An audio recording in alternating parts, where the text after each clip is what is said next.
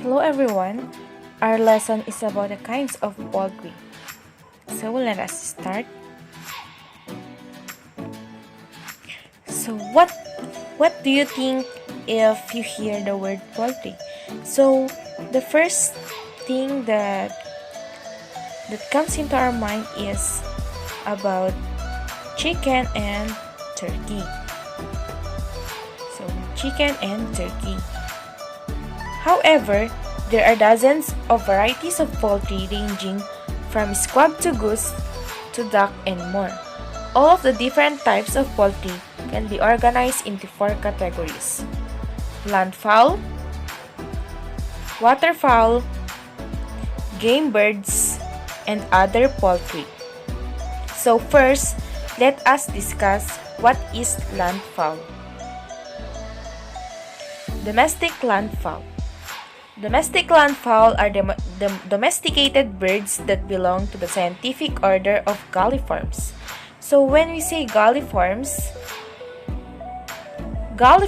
it is an order of heavy-bodied ground-feeding birds. So ibig sabihin, yung mga nasa mga palipaligid, yung mga pinapakain ng mga manok sa palipaligid naglalakad ganun.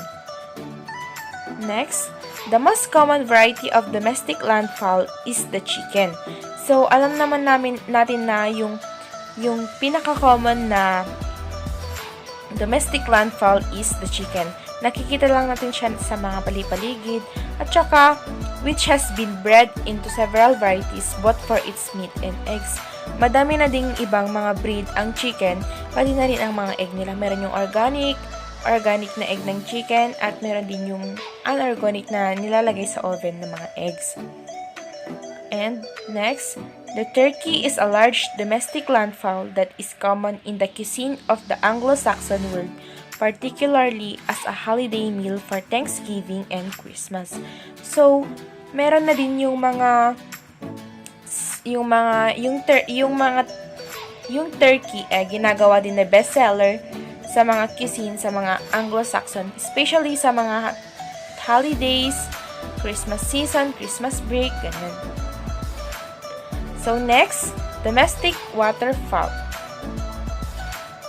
Domestic waterfowl include the domesticated version of waterborne birds.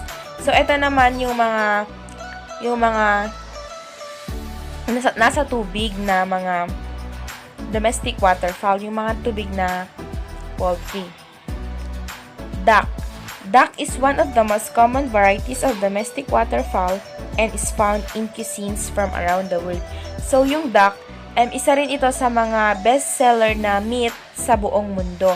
Sa mga cuisines, iba't ibang version ng mga pagluluto ng duck.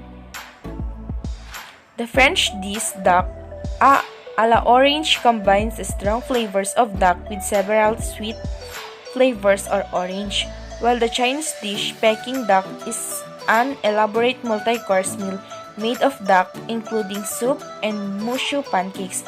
So, ginagawa din palang mga pancakes ang ducks. Ang galing naman nun. Next, goose.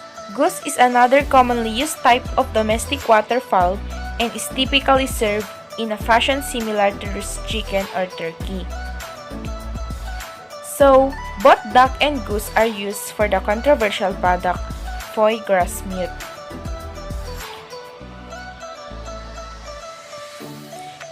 Mute swans are a variety of domestic waterfowl and thought they are edible, they are rarely eaten in modern times. So, when we say foie gras, ito yung liver of a duck or a goose. So, ito yung pinakagusto nila sa goose or sa duck, yung liver nila. So, next is game birds. So, ito yung game birds. Game birds are undomesticated varieties of fowl that are hunted for food. Many game birds are wild versions of their domestic counterparts such as wild turkey, wild duck, wild goose, and wild pheasant. So, yung game birds naman, naghahunt lang sila ng mga food nila. Hindi yung mga binibigay ng tao. Kumbaga, nasa mga gubat-gubat, ganun sila. Nasa mga ibang lugar na walang katao-tao. Naghahunt lamang sila ng mga makakain nila. Yung karamihan sa mga game birds, mas wild sila kaysa sa mga duck, sa mga goose, at sa mga pheasant. Game birds typically have a more intense flavor than domesticated fowl. Most have more bitter flavor elements, and wild waterfowl often have fish-like flavor elements due to their diets. So, sabi dito, mas masarap daw yung meat ng game birds. So, lastly, other poultry. There are few varieties of poultry that do not fall into the above categories. This includes doves and pigeons, referred to as squab when eaten, and larger birds such as the emu and ostrich. Ostrich and emu are varieties of poultry that offer lean red meat with a taste more characteristic of beef than of other poultry. So, hindi kabilang sa mga na-mention na kinds of poultry sa above, yung mga na-mention kanina, yung ostrich and emu.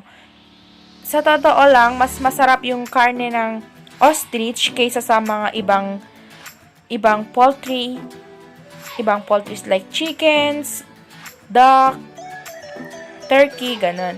And more characteristic of beef than of the other poultry. So, parang yung lasa daw niya is parang beef siya. So, that's all for our lesson for today.